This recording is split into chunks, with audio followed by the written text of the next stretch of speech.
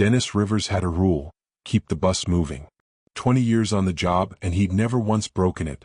Not for weather, not for traffic, not for the woman he watched every Thursday morning carrying her son 10 blocks through the snow because she had no other way to get him to the hospital. He told himself it wasn't his problem. He told himself that for months. Then one January morning she went down on the ice with her son still in her arms. And Dennis did something he couldn't take back. What nobody at that depot knew was that this wasn't the first time someone in Dennis Rivers' life had needed him to stop the bus. It was the second. And the first time he hadn't.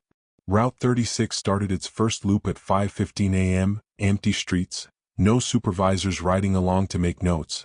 Just him, the hiss of the doors, and a city that hadn't decided yet whether it was going to wake up. He'd been driving this route 6 years, the system 20. He knew every pothole between the depot and city hospital, and he knew, without ever having spoken to her, the woman who walked this sidewalk every Thursday with a boy strapped to her back. He'd first noticed her in September. A woman, maybe 30, carrying a child who looked 6 or 7, same hour, same direction, same set jaw, every single week. At first he assumed school. Then one morning he caught the hospital ID badge swinging against her hip, and he understood. Not school. Treatment. He never learned the medical word for what the boy had. He only needed to watch the way the child's legs hung, present but not fully cooperating, and watch the mother's shoulders drop a little further each week, favoring one side by October, both sides equally by December. The rules were the rules, and Dennis had spent 2 decades believing in them without much trouble. Buses stopped at designated stops. A driver who deviated without authorization wasn't exercising compassion. He was creating liability, and liability was the word that had ended more careers at the depot than drinking ever had. So every Thursday, Dennis kept driving. Keep the bus moving. Don't get involved. You are responsible for what happens inside these doors and nothing more. It had worked for 20 years. It had let him sleep at night, mostly. Then came the third Thursday of January, 6 degrees and dropping, the kind of cold that made the windshield wipers stutter and the whole bus groan like something arthritic. Dennis pulled Route 36 onto the block where he always saw her, right on schedule, 6:16 a.m., and there she was, except this time something was wrong before he even registered what. She wasn't carrying the boy high against her back anymore. She was hunched forward, dragging her own steps, and the child had slid down to where his feet nearly scraped the ice. Dennis's hands tightened on the wheel without his permission. He watched her stop. Watched her try to hitch the boy back up. Watched her knees buckle instead. She went down hard, twisting at the last second so that her body took the impact and the boy landed safely against her chest. For one full second, neither of them moved. Something in Dennis's chest pulled so tight it hurt. The radio crackled against his shoulder. Route 36, you're approaching the 9th Street light. Maintain schedule. He didn't answer it. His hand was already reaching for the door controls. 20 years of keeping the bus moving, and Dennis Rivers pulled to the curb where there was no stop, opened the doors where the rulebook said he shouldn't, and stepped down into the cold to help a stranger he had spent 4 months watching and never once spoken to. What he didn't know, not yet, was that this wasn't really about her at all. Not underneath. Somewhere back in the part of himself he tried hardest not to visit, there was a phone that had rung twice 26 years ago, and a younger brother who had needed him to answer it. Dennis had let it ring out both times. He told himself back then that he'd had his reasons. He'd been telling himself that for 26 years, and it had never once made the memory smaller. He crouched beside the woman on the ice, close enough now to see her face clearly for the first time. Up close, she looked exhausted in a way that went past sleep, past cold, into something that had been building for a long time. "Ma'am," he said. "Let me help you." She looked up at him, startled, like she hadn't fully registered a bus had stopped, let alone a driver kneeling in the snow beside her. "I'm fine," she said automatically, the way people say it when they are the opposite of fine. "Your boy's not," Dennis said gentler than he meant to. "Let me get you both to the hospital." She hesitated only a second before her son answered for her. "Mama," the boy said, small and steady, "I think we should say yes." That was the moment the rule broke. Not with a decision Dennis consciously made, but with something older than decision-making, something that had been waiting 26 years for a second chance to answer the phone. He didn't know her name yet, or that she'd been walking this route with a purpose that went far beyond her own son, or that within a month his badge would be sitting on a supervisor's desk. He only knew he was done watching from behind the wheel. He helped her up, then lifted the boy himself, careful under the arms the way you'd carry something you understood could break. And as he walked them both toward the open doors of a bus nowhere near its scheduled stop, Dennis Rivers felt something shift loose in his chest that had been locked there since he was 19 years old. To understand why one Thursday morning was enough to undo 20 years of following the rules, you have to go back further than September. You have to go back to a 10-block walk that started long before Dennis ever noticed it, and to a decision Dennis made half his life ago, one he had never told a single person about. Jacqueline Foster had not always carried her son. There had been a time not so long ago when Jamie rode in a stroller built for children who needed extra support, when the transportation van came when it was scheduled, when Thursdays were simply Thursdays and not a 10-block test of what her body could still do. That had ended in September, 4 months before the morning Dennis Rivers stopped his bus. The van service had been the first thing to go. Access Ride, the city called it, a program built for exactly families like hers, mobility-impaired children who needed door-to-door transport to medical appointments the public system couldn't accommodate. For 2 years it had worked well enough. Then the driver assigned to Jacqueline's route retired, and the replacement never quite settled into a rhythm. Late by 10 minutes, then 20. Then 3 separate Thursdays in a row not at all. Jacqueline had called the dispatch line so many times she'd memorized the hold music. She'd filed complaints. She'd been told, politely, that the service was understaffed citywide and that families were being asked to have patience while the city worked on solutions. She did not have the luxury of patience. Jamie's therapy window was 90 minutes long and it did not move for anyone's staffing shortage. She had tried the public bus next. Route 36 ran within 4 blocks of her building, which sounded close enough until she actually attempted it with Jamie's wheelchair, a second-hand model with a wheel that pulled left, over sidewalks the city had not repaired since before Jamie was born. 2 blocks in, the chair caught on a cracked slab and nearly threw him. She never tried the chair on that route again. That left her own 2 arms. Jamie had been born 7 weeks early in a hospital across town, and for the first year of his life the doctors had used careful hedging language, developmental delay, we'll monitor closely, let's see how he progresses. By 18 months the language had firmed up. Cerebral palsy, spastic diplegia. The signal from his brain to his legs did not travel the way it did for other children. It got interrupted, scrambled, sometimes lost outright. His arms and his mind worked fine. His legs worked when they wanted to and not a moment before. The therapy at City Hospital had been the one thing, in 4 years of appointments and evaluations and insurance disputes, that had actually moved the needle. Jamie's physical therapist, a patient, sharp-eyed woman named Renata Cole, had gotten him from a child who could not bear weight at all to a child who could stand with a walker, take a few unsteady steps, hold his own spoon without his wrist buckling. Consistency was the entire program. Miss 1 week and the progress didn't just pause, it slid backward and getting it back cost more than the week itself. So Jacqueline made a decision in September that she never spoke about out loud to anyone but Jamie. If the van didn't come and the sidewalks couldn't hold a wheelchair, she would carry him herself. 10 blocks. Every Thursday. Whatever it cost her. It cost her more than she expected. She worked 3 days a week at a laundromat 2 neighborhoods over, folding other people's sheets for slightly above minimum wage, and on the days she wasn't carrying Jamie to therapy her shoulders still ached from the Thursday before. She had gone to a walk-in clinic once in November, quietly without telling anyone, and a doctor had pressed 2 fingers into her lower back and told her, in a not unkind voice, that she was developing the kind of chronic strain injury he usually saw in warehouse workers twice her age. He'd asked if there was any way to reduce the physical load. She had almost laughed. She didn't tell him the load had a name and a face and counted streetlights out loud to keep her moving.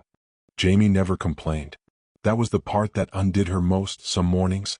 A 7-year-old boy who understood, in whatever way a 7-year-old understands things, that his mother's body was the only reliable transportation left in his life, and who responded to that knowledge not with anger but with careful, deliberate helpfulness. He counted the blocks so she'd have something besides pain to focus on. He held very still when she shifted him, because he'd learned that sudden movement made her stumble. He said, "You tired?" instead of "I'm scared," because somewhere along the way he decided his job was to make this easier for her, not harder. She hated that he'd learned that. She hated it more than she hated her back, more than she hated the cracked sidewalks, More than she hated the phone number for Access Ride that she still called every week out of some stubborn refusal to stop trying the system before she gave up on it entirely. What Jacqueline did not know, what she would not find out until much later, was that she was not walking this route unnoticed. A bus driver on Route 36 had been watching her make this same walk since September, week after week, and something about it had been working on him slowly, the way water works on stone. She had never once looked up long enough to notice him watching. She had been too busy counting blocks, shifting shoulders, and telling her son she was only just warming up. By January she had carried Jamie roughly 40 times. 10 blocks. Both directions, most weeks, because Access Ride's afternoon pickup was even less reliable than its morning one. 800 blocks, if she'd ever let herself do the math, which she hadn't, because doing the math felt too much like admitting how impossible the whole thing actually was. She had not admitted that to anyone. Not to her sister, 3 states away, who called every Sunday and always asked how she was holding up. Not to Renata, who suspected more than Jacqueline let on. Not even to herself most days. She simply got up at 5:40, dressed her son, crouched down, and asked the only question that mattered. "Ready?"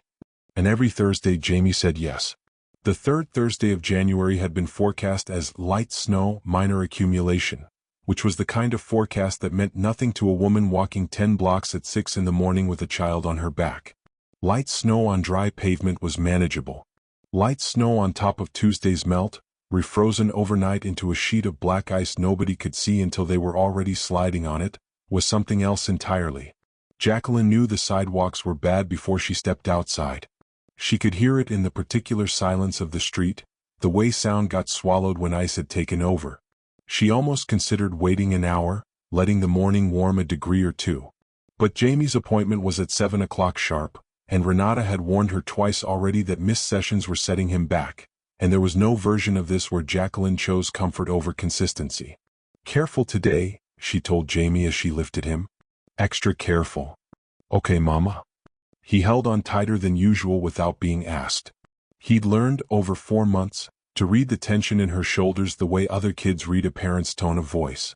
The first 4 blocks were slow but manageable, Jacqueline testing each step before committing her full weight, feeling for the give of ice under her boot soles. Jamie counted quietly, matching his voice to her pace instead of his usual rhythm. By block 5, her thighs were shaking from the constant micro-adjustments of walking carefully instead of walking normally, and by block 6, exhaustion had started eating into her caution. That was when it happened. Her right foot found a patch of ice disguised as wet pavement, and it went out from under her entirely, no warning, no half-second of catching herself. She felt herself falling and had exactly one thought, clean and absolute: don't let him hit first. She twisted her body in the fall, dropping her shoulder instead of her arms, taking Jamie's weight against her chest as she went down so that when they hit the sidewalk, it was her hip and her elbow that took the impact, and Jamie landed safely cushioned against her, crying out more from surprise than pain. For a moment neither of them moved. The cold of the pavement soaked up through Jacqueline's coat immediately, and somewhere in her hip a sharp, specific pain announced itself in a way that told her this was not going to be a quick recovery. "Mama?" Jamie's voice, small and scared, right against her ear. "I'm okay, baby." She wasn't. "I'm okay." She tried to sit up and the pain in her hip flared bright enough to steal her breath. Her wrist, too, she must have caught herself on it without realizing, throbbed with the specific ache that meant something more than a bruise. For the first time in 4 months of Thursdays, Jacqueline Foster did not know if she could get back up. She had noticed distantly that a bus had been idling at the stop across the street when she fell, Route 36, right on its usual schedule, right at its usual spot. She had never paid it much attention beyond a vague, exhausted envy of the people inside it, sitting down, warm, not carrying anything heavier than a backpack. She did not expect it to matter now. But through the fog of pain and cold, she registered the sound of a door hissing open that had no business opening there. Registered boots hitting pavement, moving fast. Registered a man's voice, urgent, closer than she expected. "Ma'am, don't move yet. Let me look at him first." She turned her head. A man in a city bus uniform was crouching beside them, and there was something in his face, not pity, which she'd learned to recognize and resent, but something closer to recognition, like he was looking at something he'd been braced to see for a long time. "He's fine," Jacqueline managed. "I caught him." He's fine. The driver checked Jamie anyway, quick and competent, hands steady despite the cold, and seemed satisfied enough to turn his attention to Jacqueline. "You're not fine," he said. "Not a question. I'll be fine."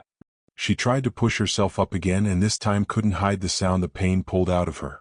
The driver, she would learn his name was Dennis within the hour, though in this moment he was simply the man who had appeared out of nowhere, looked toward his bus, then back at her, and something in his expression shifted, like a decision arriving all at once after being deferred for a very long time. "I'm going to help you up," he said. "And then I'm taking you both to the hospital." "Not the stop. The hospital." "You can't do that. You'll lose your job." "Ma'am?" His voice was quiet but absolutely certain. "I've been watching you carry your son past my window for 4 months and telling myself it wasn't my problem. I'm done telling myself that."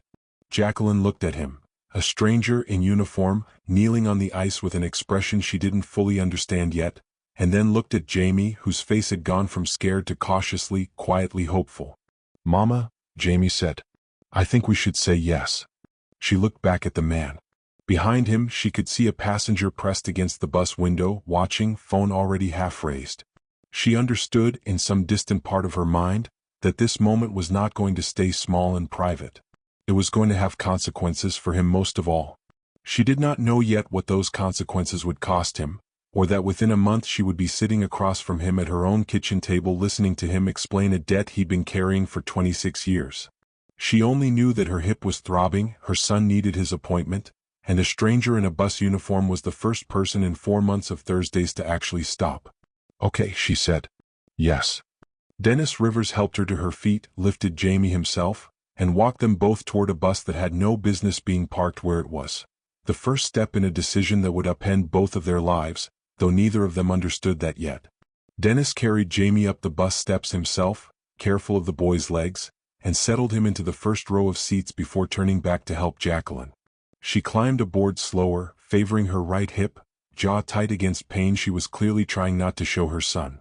The 3 passengers already on board were watching with the particular alertness of people who understood they were witnessing something unusual. One of them, an older man near the back, had his phone raised, filming. Dennis didn't stop him. There wasn't time to worry about it. He got behind the wheel, checked that Jacqueline had a hand on the rail, and pulled away from the curb, not toward the next scheduled stop 3 blocks up, but in the opposite direction, toward City Hospital, 2 blocks off Route 30 SIX's actual path. The radio crackled almost immediately.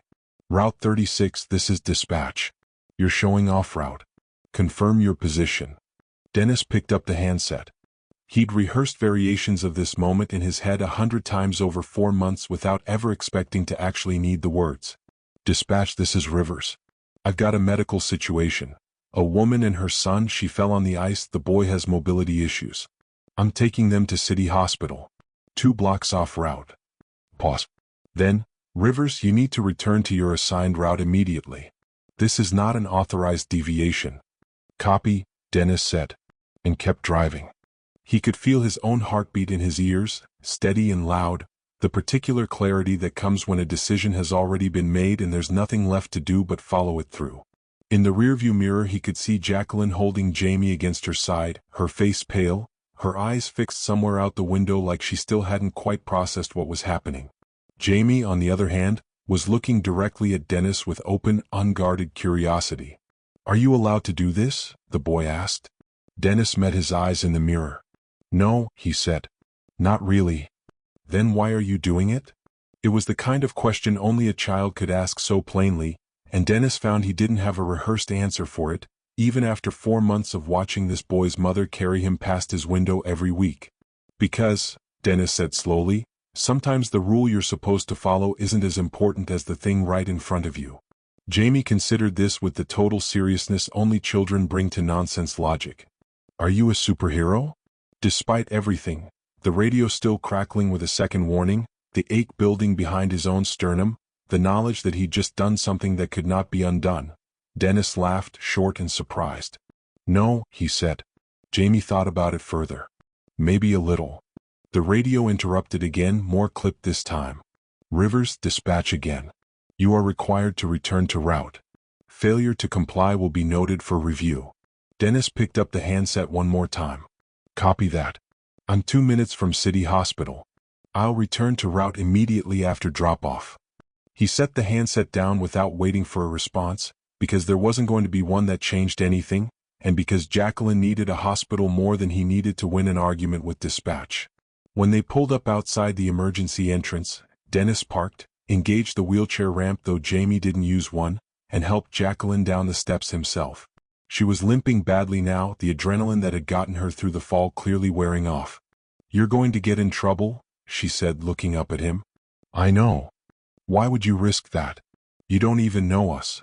Dennis looked at her, really looked, in a way he hadn't let himself do in 4 months of watching from behind a windshield, and thought about the phone that had rung twice 26 years ago, and the brother on the other end of it who had needed exactly this. Someone willing to be inconvenienced. "I've got my reasons," he said, which wasn't an answer, but was as much of one as he was ready to give a stranger on a sidewalk outside an emergency room. He helped get Jamie settled with the intake nurse, made sure Jacqueline had someone looking at her hip and wrist, and then, because there was nothing more useful he could do and because his bus was still idling illegally outside the ambulance bay, he turned to leave. "Wait," Jacqueline said. "What's your name?" "Dennis." "Dennis Rivers." "Thank you, Dennis Rivers." He nodded, suddenly unsure what to do with gratitude he hadn't been chasing, and walked back out into the cold. The drive back to his assigned route took 4 minutes, and in those 4 minutes Dennis Rivers understood with complete clarity that he had just done something that would not simply be forgotten by Monday. He had left his route without authorization. He had opened his doors outside a designated stop. He had transported passengers who had not boarded properly, and he had done all of it in full view of a witness with a phone camera and an open line to dispatch. He did not regret it. That surprised him more than anything else that morning. Not the fall, not the decision, not even the radio calls, but the simple fact that underneath the anxiety already building in his chest, there was no regret at all. Only the strange, unfamiliar sensation of having finally answered a call he'd let ring out once before, 26 years too late to matter to the person who'd needed him then. It would matter to someone now. That would have to be enough. By the time he pulled back onto his scheduled route, 3 minutes behind, his supervisor was already waiting for him at the next stop, arms crossed, a look on her face that told Dennis everything he needed to know about how the rest of his week was going to go. The supervisor's name was Patricia Nwosu, and she had run the depot's driver oversight for 11 years, long enough to have seen every kind of infraction the job could produce. She was not, by reputation, an unkind woman. She was, by reputation, an exact one, and exactness was not on Dennis's side that morning. "You left your assigned route," she said before he'd even fully stepped down from the bus. "Yes." "You opened the doors outside a designated stop." "Yes." "You transported 2 passengers who did not board through proper procedure, and you ignored 2 direct instructions from dispatch to return to route." "Yes," Dennis said again, because there was no version of any of those statements he could honestly deny. Patricia studied him for a long moment, the kind of look that seemed to be searching for an explanation that would make the paperwork easier for both of them. "Why, Dennis? 20 years, and I've never once had to write you up for anything bigger than a late log entry. Why today?" He thought about lying, about saying something simple. "A passenger was injured, I made a judgment call, it won't happen again." All of it would have been technically true and none of it would have been the actual answer. Instead he said, "Because I've made this mistake before. 26 years ago. And I didn't get a second chance to fix it then. Today I did." Patricia didn't ask him to explain further, not right there in the cold with a bus idling behind him and a schedule already blown, but she wrote something in her notebook that wasn't quite a citation and told him to expect a call from HR by end of day. Dennis nodded, finished his shift on autopilot, and drove home that evening with the radio off, the silence giving him nothing to do but think. He hadn't spoken his brother's name out loud in longer than he could easily calculate. What? 3 years younger, born with a form of muscular dystrophy that had taken his ability to walk unassisted by the time he was 10 and had, by every account, never once taken his sense of humor or his stubborn refusal to be treated like something fragile. They had been close as boys, the way brothers are close before the world starts asking them to be different things. Dennis had pushed Eli's wheelchair to school every morning without being asked, had fought a kid in 6th grade for mimicking the way Eli walked, had been, for a long stretch of his childhood, fiercely and uncomplicatedly proud to be Eli's brother. Something had shifted around the time Dennis turned 19. He couldn't point to a single cause, Just the slow accumulation of 100 small embarrassments, the stares in restaurants, the friends who got quiet and awkward around Eli, the creeping, shameful sense that his brother's disability had become something Dennis had to manage in public rather than something he simply loved. He started making excuses. Started letting his mother handle things he used to handle himself. The winter he turned 19, Eli had needed a ride to a follow-up appointment, a routine thing 30 minutes each way. Dennis had promised weeks earlier that he'd take him. Then a friend had called about something that felt at the time urgently important. A party, a girl, some forgettable Saturday night, and Dennis had told his mother he couldn't make it, someone else would have to take Eli. Eli had called him that afternoon. Dennis had seen his name on the screen and let it ring out, telling himself he'd call back later, telling himself Eli would understand, telling himself a dozen small lies that had felt, in the moment, almost reasonable.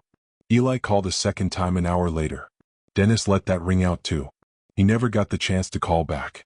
Eli died 8 months later, not from anything connected to that missed ride, a sudden cardiac complication the doctors said was unrelated to his condition and impossible to have predicted. But the two unanswered calls had fused themselves in Dennis's memory to the loss itself, until he could not think of one without the other. He had spent 26 years believing that the last real thing he'd given his brother was silence. He had never told anyone the full shape of that guilt, not his ex-wife who had asked more than once why he flinched at certain kinds of phone calls, not his mother, who carried her own grief without needing his added to it, not a single friend in 20 years of driving the same routes past the same hospital his brother used to visit. And then, in September, a woman had started walking past his window every Thursday with a boy on her back, and something in Dennis that had been quiet and buried for a very long time had started, slowly, to wake back up. He understood it clearly now, driving home in the dark with the radio off. He hadn't stopped the bus for Jacqueline Foster, not really, or not only.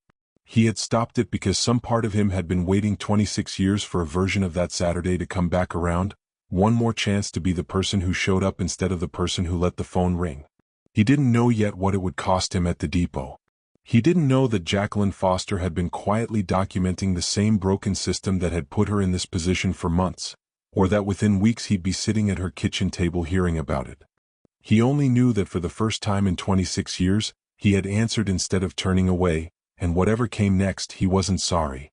The HR call came the following Monday. He was placed on unpaid suspension, pending a full review of the incident, effective immediately. Dennis heard about the suspension on a Monday. By Wednesday, restless and unemployed for the first time in 20 years, he found himself standing outside Jacqueline Foster's apartment building with a bag of groceries he'd bought on impulse and no clear idea what he was going to say when she opened the door. She looked surprised to see him, then after a moment, not surprised at all. "You shouldn't be here," she said, but she stepped back to let him in anyway, her hips still moving stiffly, a brace visible on her wrist. "You're already in trouble because of us." "I'm in trouble because of a decision I made," Dennis said. "Not because of you." Jamie was at the kitchen table, working through a math worksheet with the particular concentration of a kid glad for a distraction, and he lit up when he saw Dennis in a way that made something in Dennis's chest ache pleasantly. "You came to see us." "I did." Jacqueline cleared a space at the table and put the kettle on, moving carefully, and Dennis noticed for the first time the shoebox sitting on the counter, overflowing with paper. He hadn't meant to ask about it, but curiosity got the better of him. "What's all that?" Jacqueline hesitated, then pulled the box over and set it between them like she'd been waiting for someone to ask. Inside were photographs, cracked sidewalks, a bus stop sign half buried behind an overgrown hedge, a wheelchair ramp that dead-ended at a set of stairs. There were printed emails, dozens of them, timestamps stretching back to September, every one a variation on the same complaint. Access ride missed pickup, again. There were handwritten notes in careful, slanted handwriting, dates and times logged with the precision of someone building a case. "What is this?" Dennis asked, though he already suspected. "Proof," Jacqueline said simply. "I've been documenting every failure in this transportation system since September. Every missed pickup. Every broken sidewalk between here and the hospital. Every accessible stop that isn't actually accessible." Dennis looked up at her. "Why?" She glanced at Jamie, who had gone back to his worksheet, seemingly unbothered by the adult conversation happening a few feet away, and lowered her voice slightly. "Because I'm not the only mother doing this walk," she said. There's a woman 2 buildings over with a daughter in a wheelchair who hasn't made it to a single appointment in 3 months because Access Ride keeps no-showing her too. There's a man on the next block pushing his father to dialysis in a chair with a wheel that barely turns. I started keeping records because I wanted proof that this isn't one family's bad luck. It's a system that's failing on purpose because fixing it costs money nobody wants to spend. Dennis sat back, absorbing this.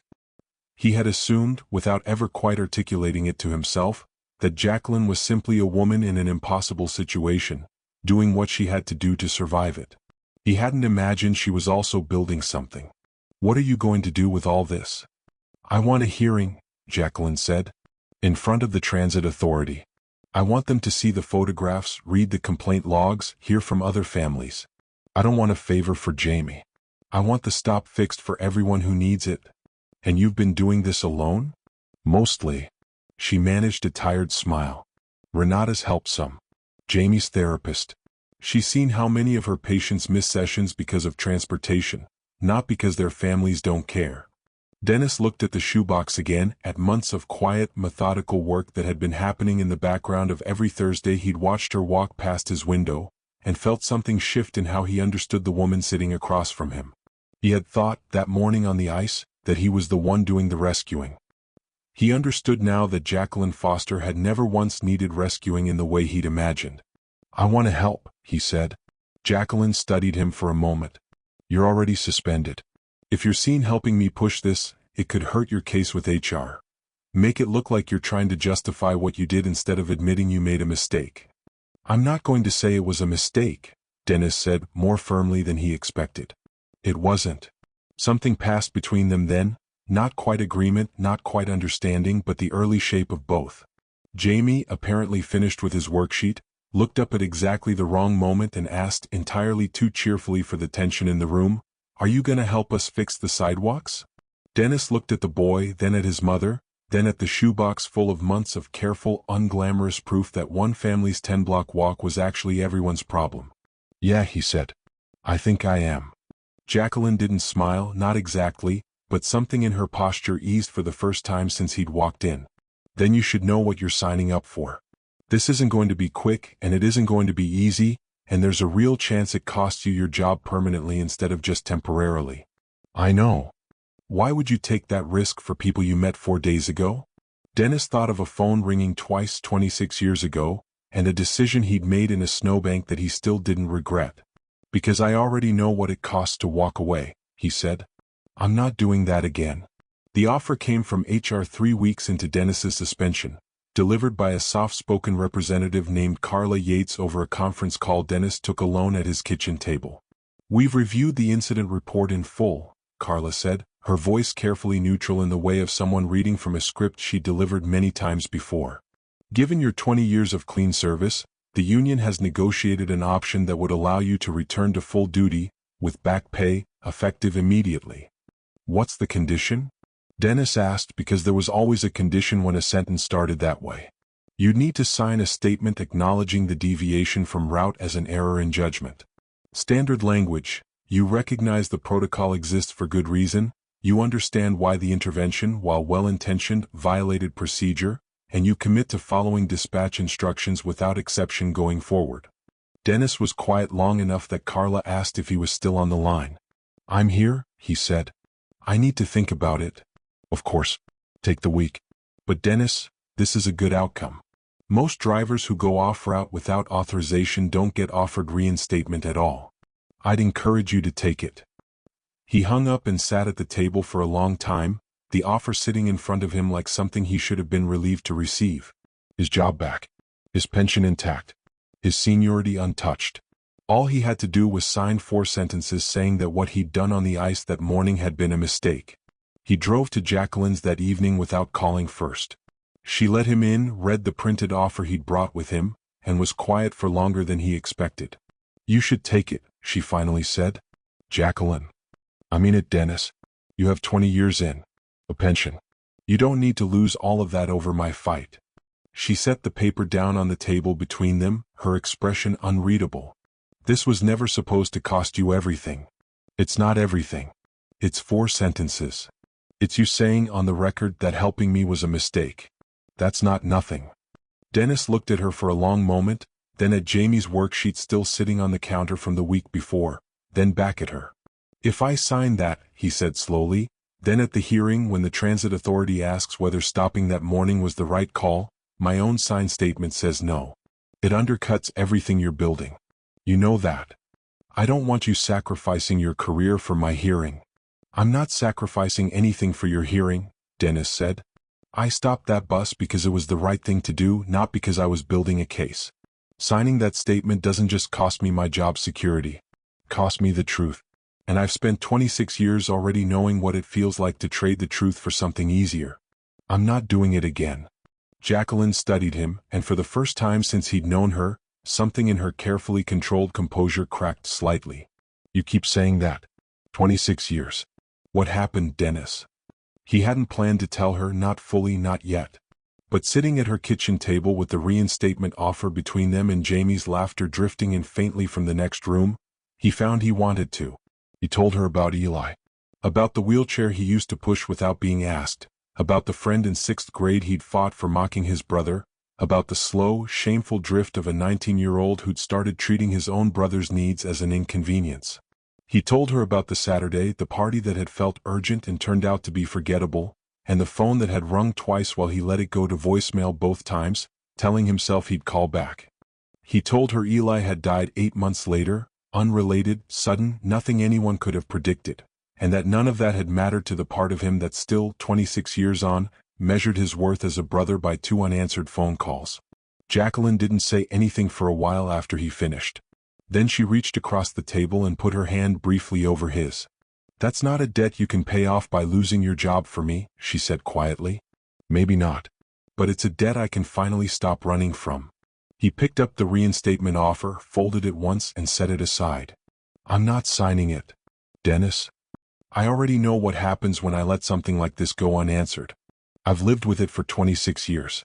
I'm not doing that math again. She looked at him for a long moment, something complicated moving behind her eyes. Gratitude, worry, and something that might have been the beginning of trust in a stranger who had, for weeks earlier, been nothing more than a face behind a windshield. Okay, she finally said. Then we do this together. Both of us all the way through. Dennis nodded, and outside, the first hint of a late January thaw had begun softening the ice on the sidewalks, though neither of them noticed it yet, too focused on the hearing now 3 weeks away, and everything that still had to be built before they walked into that room. The Transit Authority's public hearing room held 90 people, and by 6 p.m. on the 3rd Thursday of February, every seat was filled. Jacqueline had spent 3 weeks making sure of that. Flyers at the laundromat, word passed through Renata's other patients' families, a short segment on the local news after a reporter caught wind of the bus driver who'd been suspended for helping a mother off the ice. Jacqueline sat in the front row with Jamie beside her, his good shoes on, his hair carefully combed, a folder of photographs and complaint logs on her lap that she had rebuilt 3 times over the past month, adding new testimonies each week from other families who'd finally come forward once they realized they weren't the only ones. When her name was called, she stood, walked to the podium, and did not reach for sympathy. She told the board about the 10 blocks. About the van service that stopped showing up, the wheelchair that couldn't survive the cracked sidewalks, the choice she'd made in September to simply carry her son herself rather than let him lose the progress 2 years of therapy had built. She held up photographs, the overgrown hedge blocking the accessible stop, the ramp that dead-ended at stairs, the transportation complaint logs stamped and dated, month after month, unresolved. I'm not here because one driver broke a rule for us, she said, her voice steady even as her hands weren't quite.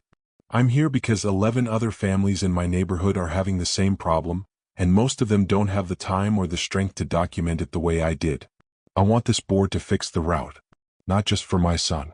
For all of them. She sat down to a silence that felt, for a moment, like disappointment, until the board chair thanked her and called the next speaker, and Jacqueline understood the silence had actually been people listening.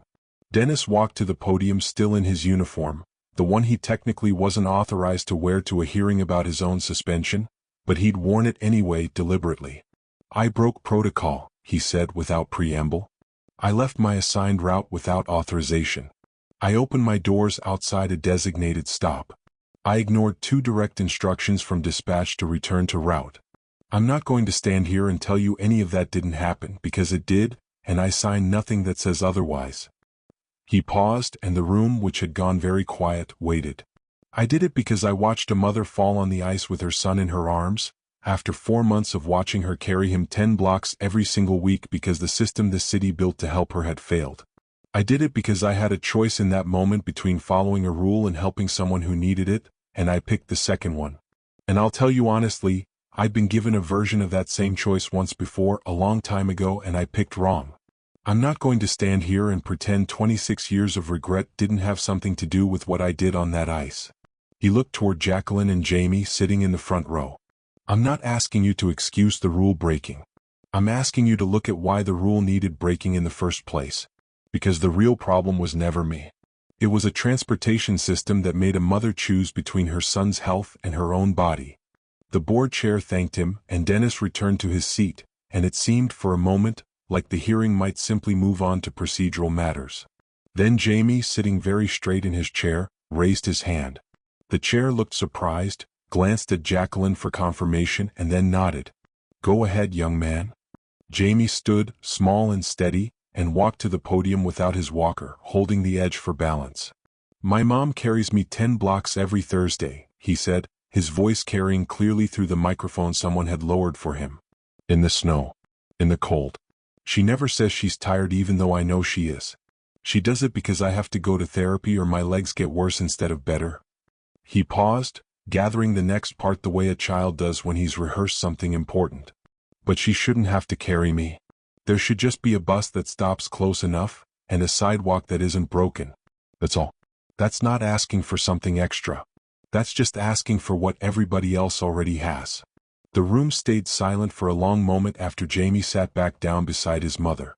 Then, from somewhere in the back rows, someone began to clap, and it spread through the room until the board chair had to call for order. The vote happened 40 minutes later, after testimony from 6 other families and a review of Jacqueline's documentation, entered formally into the record. The accessible stop proposal passed 7-1. A new stop would be installed 4 blocks from Jacqueline's building. Route 36 would be adjusted to accommodate riders with mobility needs along the hospital corridor. And the board ordered a full review of access ride staffing citywide, with a public report due in 90 days. Patricia Nwosu approached Dennis afterward, in the hallway outside the hearing room, holding something in her hand that Dennis recognized immediately as his employee badge. You're keeping your job, she said. Dennis stared at her, not quite trusting it. What changed? Patricia allowed herself a small, tired smile. Public hearings have a way of changing minds that internal reviews never do. But your route's changing, Dennis. Starting Monday, you're running the new accessible line. Seemed appropriate. 3 weeks after the hearing, on a Thursday morning that arrived 6 degrees warmer than the one that had started everything, the new accessible stop at the corner of 4th and Millbrook opened for its first day of service. There was no ceremony, no ribbon, nothing but a fresh sign bolted to a repaired post and a section of sidewalk the city had finally leveled and cleared. Jacqueline opened her apartment door that morning and found Jamie already dressed, standing beside the walker Renata had upgraded him to 2 weeks earlier. Sturdier, better fitted, built for a boy who had spent the winter getting stronger in ways that had nothing to do with therapy exercises and everything to do with a mother who had refused to let a broken system decide what he could not do. She did not crouch down. She did not turn her back for him to climb on. Ready? She asked instead. Jamie gripped the walker's handles, planted his feet, and looked back at her with the particular seriousness of a boy who understood this morning was different from every Thursday that had come before it. Ready? They stepped outside together. The 4 blocks to the new stop were the same streets, the same buildings, the same city Jacqueline had walked through half carrying her son for 5 months. Except now the sidewalks had been patched, the curb cuts repaired, the route cleared of the debris and neglect that had turned every Thursday into an obstacle course disguised as a walk. Jamie moved slowly, the walker clicking against the pavement, one careful step at a time. At the first corner he stopped to catch his breath, and Jacqueline waited without reaching for him, the way she'd promised herself she would, letting him find his own balance instead of assuming he needed her hands. 1, Jamie said, catching sight of a street light and falling automatically back into the old rhythm, though there was no longer any real need for counting to make the distance bearable. Jacqueline smiled. Good. 2. They crossed at the corner. His legs wobbled slightly on the uneven seam where old pavement met new, but he caught himself, planted the walker firmly, and kept going without asking for help. By the third block, Jacqueline noticed she'd stopped watching his legs so anxiously and started simply walking beside him, matching his pace instead of monitoring it, the two of them moving through the cold morning like any other mother and son on their way somewhere ordinary. 3, Jamie said. Then, a few steps later, grinning back at her. 4. They reached the new stop with 6 minutes to spare before the bus was due, and Jacqueline saw immediately why the timing wasn't a coincidence. Dennis Rivers sat behind the wheel of a repainted Route 36 bus, its new accessible ramp already deployed, waiting at the curb with the doors open.